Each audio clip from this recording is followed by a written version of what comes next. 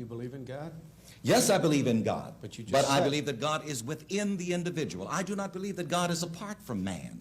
I do not believe that God is a big man in the sky. I believe that God is the big man within me and you and you. God is the big man within everyone, not a big man in the sky. I am God appearing as me. And this is true of everyone. I teach this to everyone. You are God appearing as you. And in the one God, I don't even have a beard. in the one God, every man is God of his own experience. I'm not anybody else's God, and nobody else is your God. But in the one God, which is really consciousness or self-awareness, every man is God of his own experience. But you see, this is another thing. People do not like to accept self-responsibility. People like to have a convenient devil that they can blame when they are lazy and don't do what they could do for themselves.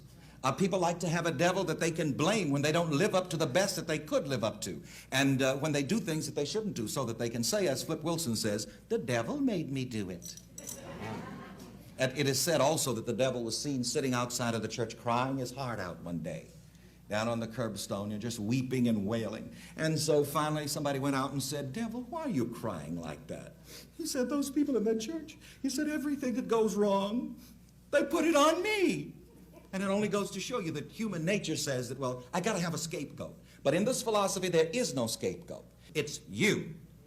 I don't think hell exists. I happen to believe in life after death, but I don't think it's got a thing to do with reward and punishment. Religion is always in the control business. And that's something people don't really understand. It's in the guilt-producing control business. And if you have heaven as a place where you're rewarded for your goodness and hell as a place where you're punished for your evil, then you sort of have control of the population. And so they create this fiery place, which has quite literally scared the hell out of a lot of people throughout Christian history. Mm-hmm. And it's part of a control tactic. But wait a minute, you're saying that hell, the idea of a place under the earth or somewhere where you're tormented for an eternity, is actually an invention of the church? I think the church fired its furnaces hotter than anybody else. The church doesn't like for people to grow up because you can't control grown-ups. That's why we talk about being born again. When you're born again, you're still a child. The people don't need to be born again. They need to grow up. They need to accept their responsibility for themselves and the world. The idea that the truth of God can be bound in any human system, by any human creed, by any human book, is almost beyond imagination for me. I mean, God is not a Christian. God is not a Jew or a Muslim or a Hindu or a Buddhist. All of those are human systems which human beings have created to try to help us walk into the mystery of God. I honor my tradition.